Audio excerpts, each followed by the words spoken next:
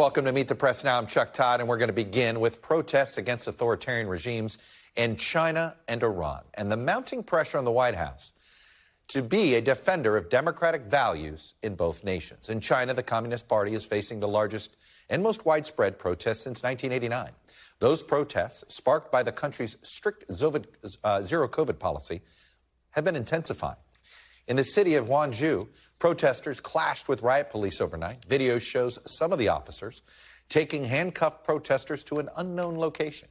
Police have also been seen searching phones for pictures or messages or apps that might lead them to demonstrators.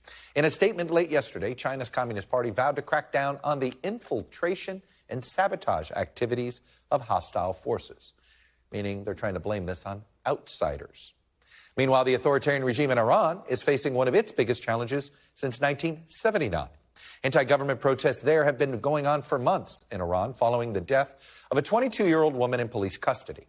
At yesterday's World Cup game in Qatar, demonstrators held up pictures of the woman, Mahsa Amini.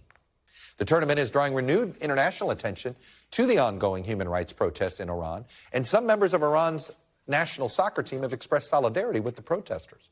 The team, of course, had its World Cup run ended yesterday by the United States in that loss. In an interview with Andrea Mitchell, Secretary of State Antony Blinken said the U.S. must speak out clearly in support of Iranians' right to protest its government. For the most part, we're trying to do whatever we can do to make clear that we support what Iranians are asking for, demanding in the streets, which is to be heard, to be able to make their views known peacefully, and not to have this terrible repression that we're seeing. Now, here was Blinken's response on the situation in China.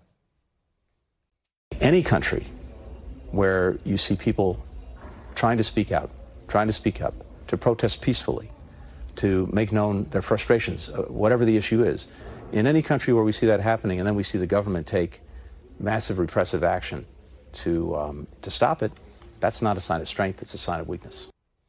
As we look at the ongoing protests in both Iran and China, one big question is whether these demonstrations and how the international community responds will lead to real change in either country. But the situations in China and Iran are not the same for a variety of reasons. And the United States' more active response to Iran suggests the White House may see those demonstrations as perhaps a bit more pivotal in that country's future than, of course, what's happening in China. Thanks for watching our YouTube channel. Follow today's top stories and breaking news by downloading the NBC News app.